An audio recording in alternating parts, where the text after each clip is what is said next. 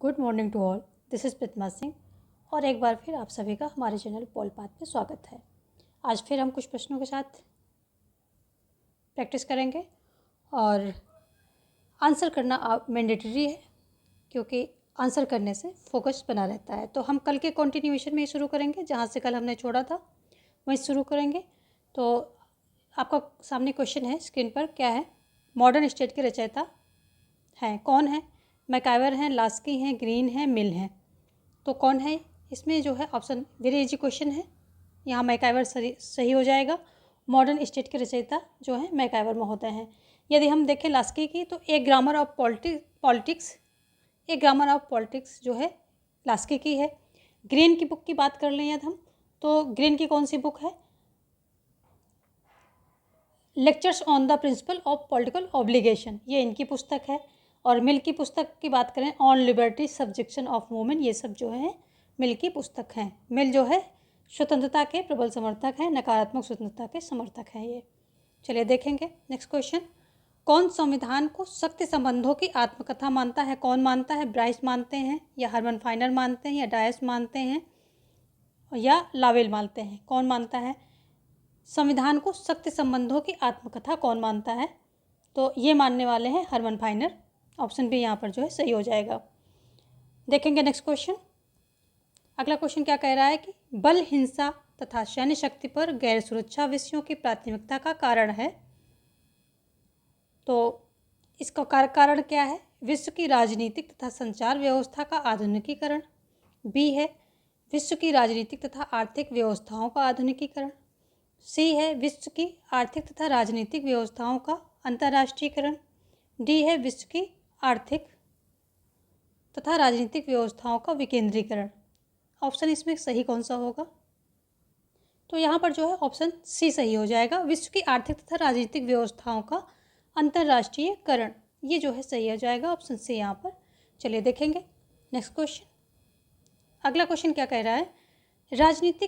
राजनीति वैज्ञानिक आमंड के अनुसार सभी प्रकार की सरकारी व्यवस्थाएं मूलतः दो प्रकार के मूल कार्य करती हैं। कौन कौन से कार्य हैं? आयात तथा निर्यात करती हैं, आगत तथा निर्गत संबंधी कार्य करती हैं, सक्रिय तथा अग्रलक्ष्य कार्यों को करती हैं, या सूचना तथा संवाद तंत्र कार्यों को करती हैं। यहाँ पर ऑप्शन बी जो है सही हो जाएगा, आगत तथा निर्गत। इसे निवेश निर्गत भी बोलते हैं, ठीक है। अगर हम निवेश निर्गत की बात करें तो इसमें 7 प्रकार के जो हैं, 4 प्रकार के जो है निवेश हैं और 3 प्रकार के निर्गत हैं। तो देख लेते हैं, जो राजनीतिक समाजीकरण, स्पष्टीकरण, हित समूहन, राजनीतिक संप्रेषण, ये सब क्या है? निर्गत कार्य हैं। और ये सब आगत कार्य हैं। और जो निर्गत कार्यों की बात करें तो इसमें निर्णय आ जाते हैं, जैसे कि नियम निर्माण आ जाएगा, नियम अनुप्रयोग आ जाएगा, फिर नियम अधिनिर्णय आ जाएगा। तो 3 निर्गत कार्य हैं और 4 आगत कार्य हैं, इसको भी ध्यान रखेंगे। जो आगत निर्गत है, ये अगर बेसिकली पूछे किससे संबंधित है, तो ये जो है डेविड ईस्टन से संबंधित है। निवेश निर्गत या आगत निर्गत। आमंड पावेल द्वारा संरचनात्मक प्रकारात्मक का जो अनुप्रयोग किया गया था, ये ईस्टन की राजनीतिक व्यवस्था ढांचे का अनुप्रयोग ही था, ठीक है। तो इन्होंने इसको अधूरा बताया था और उस पर जो है कुछ और अपना वर्क दिया था। ये क्वेश्चन पीजीटी लेवल पे आ सकता है। तो इन्होंने क्या कहा था ये आप देख लीजिए। जो पावेल हैं, इन्होंने उसको अधूरा बताया। और the politics of the developing areas, इनकी बुक कौन सी है? इनकी आमंड की बुक है द पॉलिटिक्स ऑफ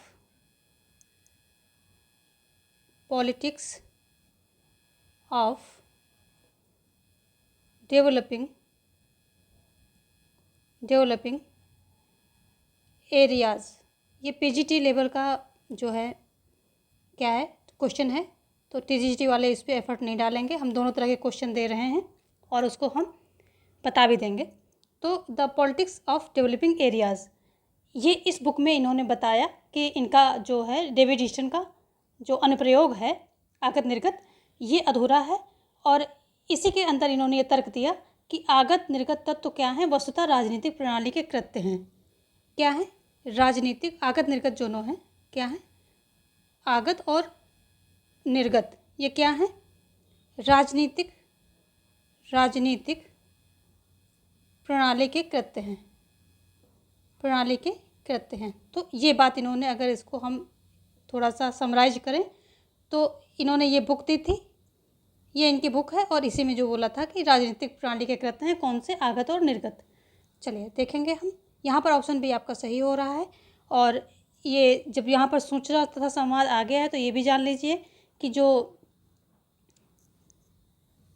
संचार सिद्धांत है इसके जनक कौन हैं, संचार सिद्धांत के जनक हैं कौन हैं, ये जो कार्ल डायच महोदय हैं, ये हैं डायच, ये हैं। चलिए देखेंगे नेक्स्ट क्वेश्चन। ये जितना एक्सप्लेन किया है ये पीजीटी लेवल का है, तो टीजीटी वाले जो है ज़्यादा इसमें इसका बर्डन न लें। अगला क्या है, वेबर के अनुसार आधुनिक नौकरशाही निम्न में से किस प्राधिकार पर आधारित है। तो जो आधुनिक नौकरशाही है ये किस प्राधिकार पर आधारित है, चमत्कारी, परंपरागत, विधिक, तर्कसंगत या जनवादी। तो वेबर के अनुसार आधुनिक नौकरशाही जो है विधिक तर्कसंगत प्राधिकार पर आधारित है। देखेंगे नेक्स्ट क्वेश्चन। अगला क्वेश्चन क्या कह रहा है कि राज्य समाजवाद विश्वास करता है, किस में करता है, राज्यविहीन समाज में, जनतंत्र में, क्रांति में या विधि विहीन राज्य में। तो राज्य समाज जो है विश्वास करता है राज्यविहीन समाज में। ये एक प्रकार से टर्म यहाँ पर चेंज कर दिया गया है, राज्य समाजवाद। बाकी आप इसको मार्क्सवाद का भाई समझ लीजिए। तो वैसे ये चाहता है कि जब संसाधन जो है समाज में बहुत ज़्यादा उत्पादन के साधन, मतलब जो काफ़ी विकसित हो जाएगा समाज, जब वहाँ पर काफ़ी साधन जो हैं विकसित हो जाएंगे तो राज्य की आवश्यकता ही नहीं होगी, ऐसा ये मानता है। और राज्यविहीन समाज की जो है ये कहता है कि राज्यविहीन समाज में विश्वास करता है। राज्य समाजवाद मार्क्सवाद का भाई समझ लीजिए आप। टर्म यहाँ पर चेंज हो गया है, बाकी और कुछ चेंज नहीं है। चलिए देखेंगे नेक्स्ट क्वेश्चन। अगला क्वेश्चन क्या कह रहा है कि अंबेडकर ने अपनी पुस्तक द अनटचेबल में अछूत के उद्भव के लिए निम्नांकित में से कौन सा सिद्धांत प्रस्तुत किया, अमूल परिवर्तनवादी, व्यवसायिक सिद्धांत, अछूत का बौद्ध धर्म उद्भव और निर्जाति विषयक सिद्धांत। तो क्या किया है, तो इन्होंने सी अछूत का बौद्ध धर्म उद्भव इसी को जो है प्रस्तुत किया है। और अंबेडकर जो है पूरी ज़िंदगी जो दलित हैं उनके लिए संघर्ष करते रहे, कार्य करते रहे उनको उठाने के लिए, ये सब आपको पता है। इनकी बुक्स भी हमने 2 दिन पहले सारी बताई थी सेट में, तो वो आप एक जगह लिख लीजिए, इनकी बुक्स सारी इंपॉर्टेंट हैं। देखेंगे नेक्स्ट क्वेश्चन। अगला क्वेश्चन क्या कह रहा है कि संसदीय शासन में वैधानिक संप्रभु कौन होता है, प्रधानमंत्री होता, संसद या राष्ट्रपति या सर्वोच्च न्यायालय। तो संसदीय शासन प्रणाली में देखिए सब क्या होती है कि जो संप्रभु होता है वो दो प्रकार का होता है, एक नाम मात्र का होता है, एक वास्तविक होता है। तो नाम मात्र का संप्रभु कौन हो गया, नाम मात्र का संप्रभु जो है राष्ट्रपति होता है। और जो अगर हम देखें कि वास्तविक संप्रभु कौन है तो संसद है। तो संसद जो है ये जो है वास्तविक हो जाएगी, वास्तविक, और राष्ट्रपति क्या हो जाएगा, नाम मात्र का। इसी प्रकार इसमें एक टर्म आता है डी ज्यूरी और डी फैक्टो। तो डी फैक्टो वास्तविक संबंधित है, डी फैक्टो वास्तविक से संबंधित है, और जो डी ज्यूरी है ये किससे है, नाम मात्र से संबंधित है। डी ज्यूरी नाम मात्र से संबंधित है, ठीक है। तो यहाँ पर जो है वैधानिक संप्रभु राष्ट्रपति होगा, ऑप्शन सी आपका सही हो जाएगा, क्योंकि संसद जो है वास्तविक संप्रभु होते हुए सारे कानून बनाती है, सब करती है, लेकिन सब जो है राष्ट्रपति के नाम पर होता है। जो सारे कानून बनते हैं उस पर राष्ट्रपति के साइन होते हैं, और जो भी संधियाँ होती हैं सब कुछ जो है राष्ट्रपति के नाम पर होता है। तो वैधानिक संप्रभु कौन है, राष्ट्रपति है। चलिए देखेंगे नेक्स्ट क्वेश्चन। अगला क्वेश्चन क्या कह रहा है, यहाँ पर सूचियाँ दी गई हैं और आपको सम्मिलित करना है। विकासवादी सिद्धांत, वैज्ञानिक समाजवाद, काल्पनिक समाजवाद, अराजकतावाद। तो अराजकतावाद जो है क्रोपोटकिन सही है।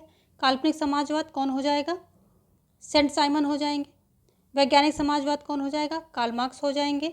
और विकासवादी समाजवाद कौन से संबंधित, वर्गस्टीन हो जाएंगे। तो यहाँ पर हमारा ऑप्शन हो जाएगा 3, 3, 1, 2, 4, 3, 1, 2, 4 यहाँ पर हमारा आंसर है। 3, 1, 2 और 4। देखेंगे नेक्स्ट क्वेश्चन। अगला क्वेश्चन क्या है कि क्रांतियों को कालानुक्रम में व्यवस्थित करें। फ्रांसीसी क्रांति है, बोल्शेविक है, मेंशेविक है, अक्टूबर है। फटाफट आपके आंसर आने चाहिए, बहुत इजी है, एक आप रिवीजन ले रहे हैं सिर्फ बस। तो बताइए, ये मेंशेविक क्रांति है, ये कब हुई थी? ये 1703 में होती है, ठीक है। फ्रांसीसी क्रांति कब होती है? ये 1789-99 के बीच में होती है, तो 1789। बोल्शेविक क्रांति की बात करें तो ये कब होती है? ये होती है 17-18 नवंबर में होती है, 17-18 नवंबर में होती और सन कौन सा होता है? 1917 होता है। अक्टूबर क्रांति जैसे कि इसका नाम है, तो ये 25 अक्टूबर को होती है, 25 अक्टूबर को होती है। ये भी होती है 1917 में होती है। तो हम देखेंगे सबसे पहला हमारा आ जाएगा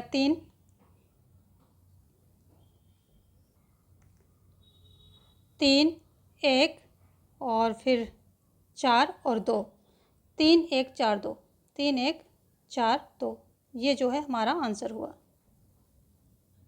देखेंगे नेक्स्ट क्वेश्चन। अगला क्वेश्चन क्या कह रहा है कि प्रजातंत्र का 9 उदारवादी सिद्धांत है, क्या है? शास्त्रीय प्रजातांत्रिक सिद्धांत की अस्वीकृति, या शास्त्रीय प्रजातांत्रिक सिद्धांत का रूपांतरण, या शास्त्रीय प्रजातांत्रिक सिद्धांत का विकृत रूप, उपरोक्त में से कोई भी नहीं।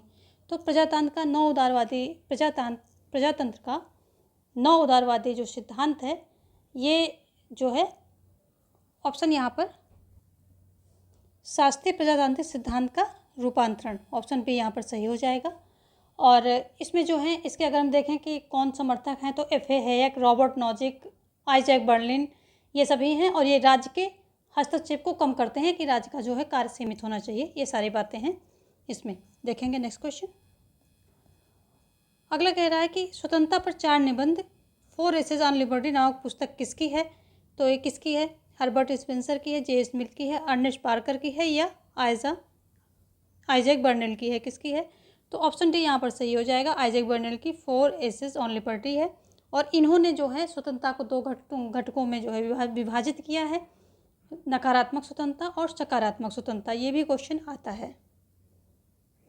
देखो, यदि स्पेंसर की बात करें हम, तो ये स्पेंसर की बुक की बात करें तो first principle of political introduction, ये इनकी पुस्तक है।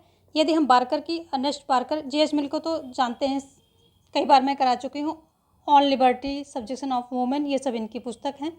और अर्नेस्ट पार्कर की बात करें तो इंट्रोडक्शन ऑफ पॉलिटिक्स, ये इनकी पुस्तक है बार्कर की, और काफ़ी ये इम्पॉर्टेंट है। Introduction of politics, introduction of politics, ये इनकी जो है पुस्तक है। और यहाँ पर जो है ऑप्शन डी सही हो जाएगा। देखेंगे हम नेक्स्ट क्वेश्चन। देखो, हर्बर्ट स्पेंसर जो है वैज्ञानिक व्यक्तिवाद के जनक कहे जाते हैं। ये देख लीजिए, क्वेश्चन में आता है वैज्ञानिक व्यक्तिवाद के जनक कहे जाते हैं ये। काल्पनिक जो है समाज की बात करें, काल्पनिक समाज के जनक कौन है? रॉबर्ट ओवन है, ठीक है। वैज्ञानिक समाज की बात करें तो ये हो जाएंगे, मार्क्स हो जाएंगे। इस तरह से जो है आपको सारी चीज़ें याद रखनी है, ठीक है। देखेंगे नेक्स्ट क्वेश्चन हम।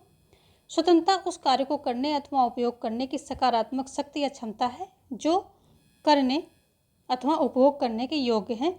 तो किसने बोला है? ये सुकरात हैं, प्लेटो हैं, कांट हैं एंड ग्रीन हैं। ये ग्रीन के द्वारा बोला गया है, ऑप्शन डी यहाँ पर सही हो जाएगा। इनकी पुस्तक क्या है? इनकी पुस्तक है lectures of principal on legislation, जो है इनकी पुस्तक है लेक्चर्स ऑफ प्रिंसिपल्स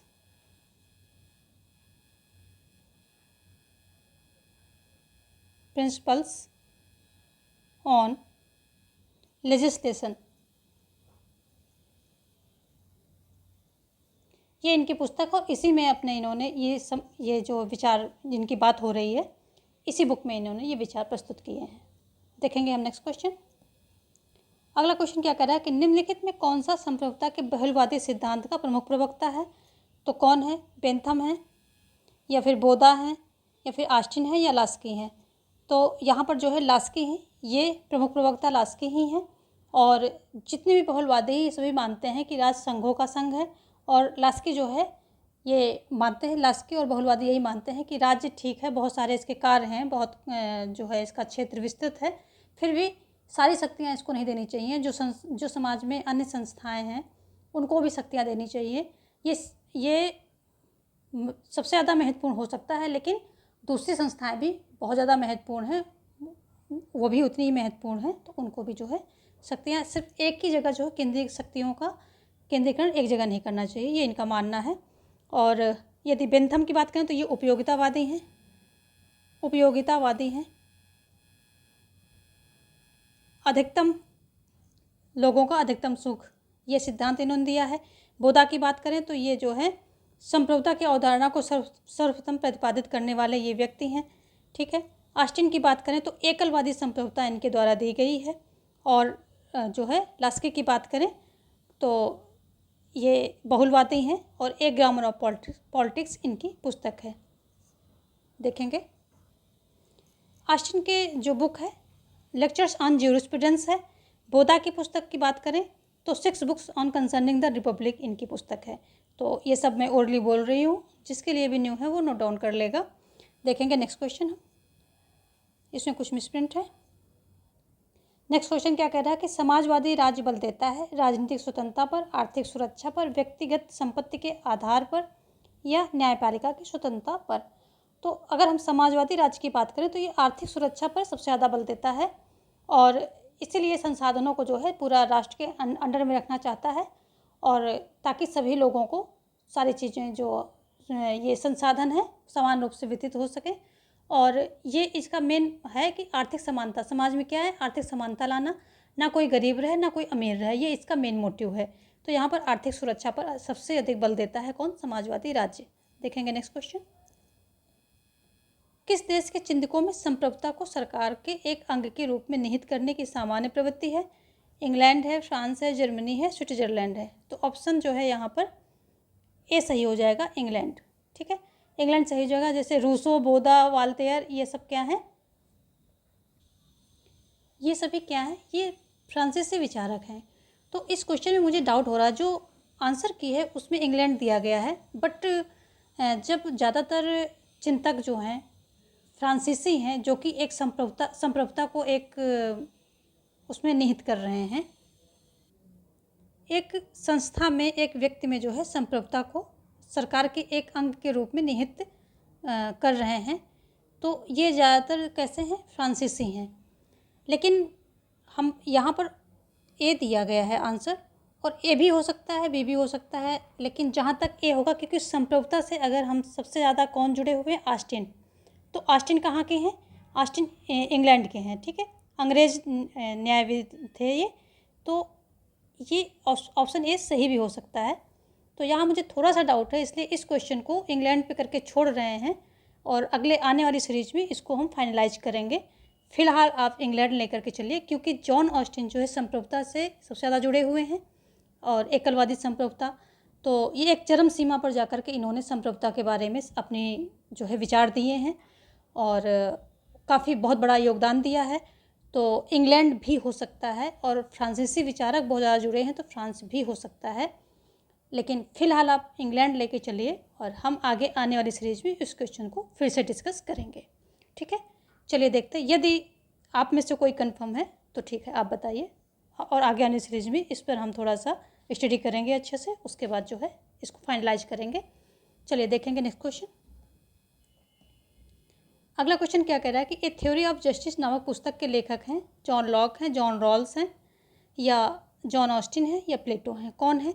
तो ए थ्योरी ऑफ जस्टिस नामक पुस्तक के लेखक जॉन रॉल्स हैं, और वेल ऑफ इग्नोरेंस यानी कि पर्दे का आवरण, ये इन्होंने जो है एक सिद्धांत दिया है। जॉन लॉक पे कर दिया है, बी होगा ऑप्शन, यहाँ पर ऑप्शन बी होगा, जॉन रॉल्स। देखो रोल्स के बारे में एक नई बात, नई क्या बात है, मतलब इम्पोर्टेंट बात आप जो है यहाँ समझिए कि जो न्याय इन्होंने बोला है कि न्याय सामाजिक संस्थाओं का सर्वोच्च गुण है। न्याय सामाजिक संस्थाओं का, न्याय जो है समाज का सर्वोच्च सद्गुण है, ये कई लोगों ने बोला है, लेकिन सामाजिक संस्थाओं का सर्वोच्च सद्गुण है। ठीक है, याद क्या रखना है आपको, सामाजिक संस्थाओं, ये वर्ड जहाँ पर आएगा वो सीधा जो है आ जाएगा किससे, रोल से संबंधित हो जाएगा। न्याय सर्वोच्च सद्गुण है, ये भी संबंध होगा, वहाँ ऑप्शन आपको देखने पड़ेंगे, लेकिन ये सामाजिक संस्थाएं आ गया तो फिर आप सीधा जो है रोल्स पे ही टिक करेंगे और कहीं आपको जाना ही नहीं है। ये इनसे इनका एक खास टर्म है, सामाजिक संस्थाओं का क्या है, सर्वोच्च सद्गुण है। ठीक है, चलिए देखेंगे नेक्स्ट क्वेश्चन। लॉक जो हैं ये उदारवादी हैं, आपको पता ही है। प्लेटो ने क्या बोला है कि राज्य व्यक्ति का बृहद रूप है। जॉन ऑस्टिन ने एकलवादी संप्रभुता का सिद्धांत दिया है। इनकी पुस्तक कौन सी है, लेक्चर्स ऑन ज्यूरिस्प्रूडेंस में इन्होंने ही इसमें ही इस पुस्तक में ही अपना सिद्धांत दिया है। देखेंगे नेक्स्ट क्वेश्चन। अगला क्वेश्चन क्या कह रहा है कि संप्रभुता के अद्वैतवादी सिद्धांत का मुख्य दोष यह है कि अधिकांश जनता से आज्ञा पालन की अपेक्षा करता है, लोकतंत्र का विरोधी है, संप्रभुता की वैधानिक प्रकृति की व्याख्या करता है और सभी शक्तियां एक निश्चित मानव श्रेष्ठ में निहित कर देता है। तो यहाँ पर ऑप्शन डी जो है यही सही हो जाएगा। ठीक है, सभी शक्तियां एक निश्चित मानव श्रेष्ठ में निहित कर देता है या एक निश्चित संस्था जो है उसमें निहित कर देता है। और जो जॉन ऑस्टिन है ये कहते हैं जहाँ संप्रभुता विभाजित है, विखंडित है, वह समाज संप्रभु है ही नहीं, ऐसा ये साफ साफ कहते हैं। ठीक है, तो ऑप्शन क्या है यहाँ पर जो है डी सही हो जाएगा, सभी शक्तियाँ एक निश्चित मानव श्रेष्ठ में निहित कर देता है। देखेंगे नेक्स्ट क्वेश्चन। अगला क्वेश्चन क्या है कि समाजवादी विचारक प्राकृतिक संसाधनों के राष्ट्रीयकरण का समर्थन करते हैं ताकि उत्पादन के लागत मूल्यों को कम किया जा सके, उत्पादन बढ़ाया जा सके, शोषण को रोका जा सके, प्राकृतिक संसाधनों का पूर्ण सदुपयोग सुनिश्चित किया जा सके। तो समाजवादी विचारक प्राकृतिक संसाधनों का राष्ट्रीयकरण इसीलिए करना चाहते हैं क्योंकि प्राकृतिक संसाधनों का पूर्ण सदुपयोग किया जा सके, सुनिश्चित जो है पूर्ण सदुपयोग को सुनिश्चित किया जा सके तथा सभी के बीच में, सभी वर्गों में समान वितरण हो सके सभी लोगों में, और आर्थिक समानता समाज में स्थापित की जा सके, ना कोई गरीब हो ना अमीर हो। तो आज के सेशन को हम यहीं फिनिश करेंगे और मिलते हैं कल कुछ और प्रश्नों के साथ। Thanks for watching, have a nice day.